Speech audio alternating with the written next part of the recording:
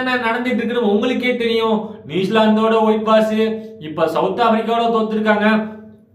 124 ரன்னை chase செய்ய முடியல இந்தியாவால டே 3ல தான். இதை நம்ம சொல்லிதான் ஆகணும்.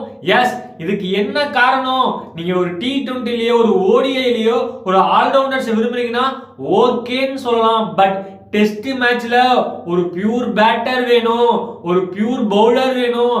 நீங்க இங்கேயும் ஆல்ரவுண்டர் தான் வேணும்னு அடம் பிடிச்சீங்கன்னா இதுதான் நடக்கும். அக்சர் பட்டேல், ரவீந்திர ஜடேஜா, வாஷிங்டன் சுந்தர்னு 3 ஆல்ரவுண்டர் ஆட வச்சீங்க. அதுக்கான பலனை நீங்க அனுபவிச்சுட்டு தான் இருக்கீங்க. இந்த மாதிரி இடத்துல தான் புஜாராங்கிற ஒரு பிளேயரோட வேல்யூ என்னன்னு நம்ம புரிஞ்சுக்கணும். கல்லு மாதிரி நிப்பாரு, தூண் மாதிரி நிப்பாரு. ராகுல் டிராவிட் என்ன செஞ்சாரு, புஜாரா என்ன செஞ்சாரு?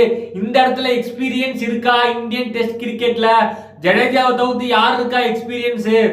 ஏகப்பட்ட கேள்விகள் வந்துகிட்டு தாங்க இருக்கு. எஸ், ரிஷப் பண்ட் மாதிரி அதிரடி பேட்டிங் தேவைதான் டெஸ்ட் மேட்ச்ல. பட் ஒரு புஜாரா மாதிரி ஒரு ஆளும் தேவைப்படுது. இத இன்னமும் இந்த இந்தியன்